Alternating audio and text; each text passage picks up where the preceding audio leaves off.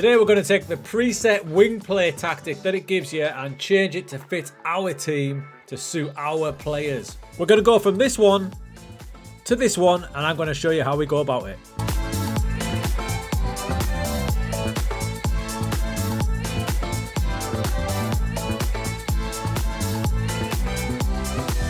Right, today we're going to take the wing play that the preset gives you, which looks a little bit like that. And we're going to tweak it to our team and it's going to look a bit more like that. Right, let us start from scratch as usual. So that is the basic screen. We're going to go to wing play. There it is, and it's going to give us a range of formations. We're going for the classic 4-4-2. We're going to try and make it to suit our team, not what they're telling us to do. There's what it brings up. We're going to keep that shape. We're going to mess with it today with more rules and instructions rather than moving players around like we did in the last video. So in the preset tactic that you get given, I like it. It makes sense. For example, down one side you've got a wing back on attack and a winger on support. So you're not doubling up on attack duties, whereas on the other side, it's the opposite, support and attack. I like that. It makes sense. In midfield, you've got one guy going a little bit further on and one holding. Again, I like that as well. Two centre backs and a drop-off striker and a more advanced striker. All in all, I like that. We're going to make tweaks to it, and we're also going to make tweaks, just a few, to the team instructions. And the only reason I'm making tweaks to this base tactic in regards to roles is my team that I've chosen, my squad, some of them don't really suit up. So I'm going to make the tactic suit the players. However, as we look at the team instructions down the side here of wing play, we are going to keep the ethos of that. We are going to counter, we're not going to counter press. We are going to focus play down each flank as well, and we're going to pass into space. There's only going to be a few tweaks we make, so we're going to keep the main bulk of those instructions. Now, because this is a wide base tactic, I have added in the players so you can see what I'm talking about and why I feel the need to tweak it. So there's the players added, the two fullbacks and the two wide men. Now, they're in the generic roles we've been given. Santos, natural winger, as we click on him there. Natural wide man, very strong left foot. He's in the ideal position there, so that's absolutely fine. I probably want him to be a bit more aggressive though. So maybe we'll have the backup fullback here, Royce, backing off a bit. So we're going to take advantage of Santos' skill and his abilities by pushing him on attack. Now, there's no point having a wing back on attack and a winger on attack because essentially they're going to do the same job.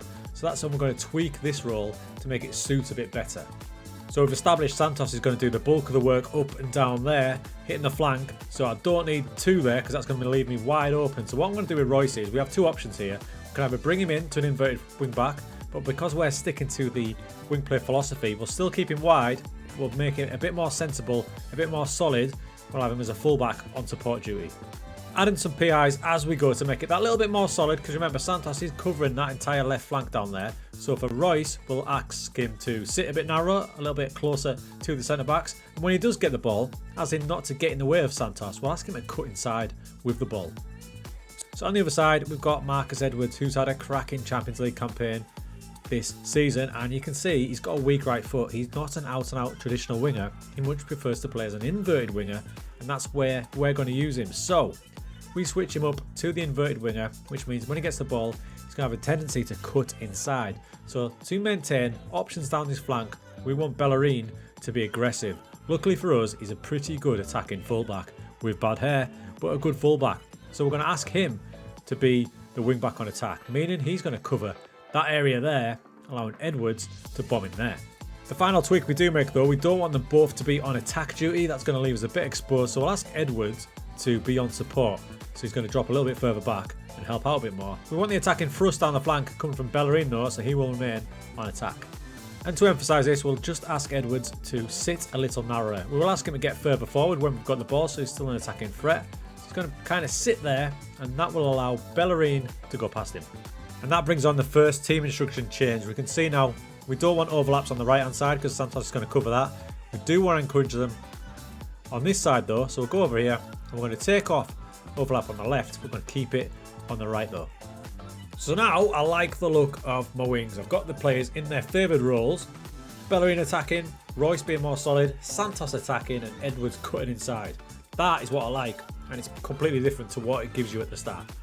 I'm more than happy with the centre-back pairing. I will have one as a ball-playing defender because I know he's going to be able to do that role, playing a bit more expansive. As we move into the midfield area, these two have got a job on because obviously there's not many players in that area, so they've got to cover it. So the roles here are kind of vital. Now at the minute they've got box-to-box midfielder and ball-winning midfielder. Now your box-to-box gets up and down, but he does leave the position quite often. So to maintain a bit of a shape, I think we'll change that one. And we might change the ball-winning midfielder as well to fit the players that we've got. So we've got Marita here. Now if I look at Marita, he's more of a ball player. He can do tackling as well, but I think to take advantage of him, the deep line playmaker role is the one we want to go for, because look at that passing, look at that vision. I don't want to stifle him just being a ball-winning midfielder. So for this role here, I think we'll nudge him up to a deep line playmaker. That role there, he'll still hold his position, as you can see from the PI. It just gives him a bit more license to play a bit of ball. Next to him, we're going to have Ugarte. Now, Ugarte is an all-round midfielder, a really good one at that. Look at the mentals and the physicals. He can get up and down the pitch. I'm to and fro between box-to-box midfielder and a central midfielder. But remember what I said about box-to-box? It will roam from position quite a lot. We want to keep solid because we've got all these players down here doing all the creative work. So I'm going to change him up to a basic central midfielder on support. One of the main reasons for that is we can add in the PI of hold position. So rather than roaming from position like the box-to-box midfielder, he'll actually hold it. So he'll maintain that position in there, keeping us a bit more solid. Because if he roams too far, Marita will be all by himself. So that makes a bit more sense to me. And because the central midfield role is a blank canvas of such, I will just chuck in dribble less, because I don't need him dribbling. I want him getting the ball and giving it to the guys either side of him. So we'll just chuck that PI in as well. So now the team is starting to form. That's a pretty strong 9, right? If you're familiar with any of these players, you can maybe see why I've put them in 9 roles. So we've got that now. When we initially started, they were in different roles, but we've created it so they're in their main roles that they can play. So it's all about building that tactic to suit your players. Now, the front two. So the strikers and the striking position. So we want a drop-off striker and we want an advanced striker. And they're in the perfect positions there. We want our drop-off striker to drop into this gap. Because remember, deep line playmaker will sit a bit deeper. There's a bit of a gap there. And the inverted winger is going to come in. So we can get them linking up together, which will be ideal. Now the advanced forward is going to run the lines, break the lines, and push the defence back. So he's in a good position there as well. Now I love the deep line forward role, but for this one, I want to go really old school and traditional 4-4-2, and we're going to bring in a target forward. And we're going to have him on support, so he does drop back still. On attack, he'll be a bit further up, but support, he will drop back. But it does give something for everybody to aim at. And speaking of aiming, he's going to be at the far post there. A great avenue for goals. So I'm going to ask both the fullback to aim for the far post, and I'm also going to ask winger Santos to ping it to the far post as well, so we get them diagonals coming in, whether it be for a header at goal or a knockdown to his strike partner. This makes further sense when you see the players involved. So Paulinho there, if you look at his player traits, you can see he comes deep to get the ball, so he's going to drop off naturally anyway, so it makes sense for him to be the drop-off striker. So now I've got my team set and I've got them in their favoured roles that I want them to use, and it's a bit different from what we were initially given. The only thing left to do now is to tweak those team instructions to make it absolutely ideal to maximise it. And like the Gegenpress video, I don't want to tweak with it too much because I want to show you that you can still use the presets to your advantage. In possession, the only thing I'm going to change is the passing. I feel sometimes if you go too direct, you give away the ball too easily, so we're just going to go to standard. It still will be pretty direct, but not too bad. We're going to keep it on balanced mentality. If we're really smashing a team up, we can bump that up if we need to. In transition, again, distribute to flanks. I don't like that because I find that you give away the ball too often. So we're going to start moves off by giving it to the centre backs, which will allow the fullbacks to push on and support the flanks when we get there. So I'm just going to use those two because we're just going to use counter. We're not going to use counter press. We're going to resist the temptation. We're going to be a counter attacking team. Now, out of possession. At the minute, it's got us on mid block. Quite like it. But I'm going to just drop us back to the lower defensive line. I'm going to push this up to higher, meaning we'll go a little bit more direct. We should attack a little bit quicker. We'll keep the press more often, and all the others I'm going to keep the same. We may tweak in during matches, but the base template is there, and we've hardly touched those team instructions. Tiny little tweaks to suit our system. So that's the team we're going with. Now, if you look at analysis and space coverage, you can see we've pretty much got it covered. There's a slight gap there perhaps, but I'm pretty confident that Paulinho will drop into those gaps there, and I think Ugarte, when we're attacking and being on top of matches, will get up there as well. So I'm actually pretty happy with that. I'm interested to see how it goes in match.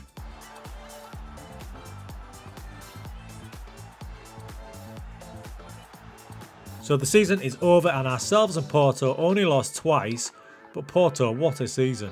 So the season's over and Porto stop us winning the league by having just an unbelievable season. For us, I'm pretty happy with that considering it's a really defensive 4-4-2. That was the final version. The only thing I did change is I went a little cautious, so I wanted to really play on the counter-attack and it really did the business. We had a good little run in the Champions League, including beating Sevilla twice. PSG got the better of us, and in the knockouts, Real Madrid. But in the league, pretty faultless. Just Porto were just too good. Not a bad season with Sporting with that new tactic. Remember, we didn't make any signings or anything. We just made a 4-4-2 to suit them. I threw that tactic into Milan, by the way. Basically, it's the other way around in this one because we wanted to use Hakan Calhanoglu and Dumfries as the winger with Lukaku Martinez up front. And they blew and enjoyed themselves, only losing 3 matches, getting 99 points. And 2 strikers, look, 37 goals and 32. In a bit more detail, 108 goals winning, conceding 30, so blimey. So a 4-4-2 variation can work for a big team as well. Inter Milan absolutely caned it. Went well with Sporting. Big team's going to work. I think it's probably better suited for lower league football though. Give it a try. But remember, tweak it to your team. Don't just copy that one. Tweak it to your team.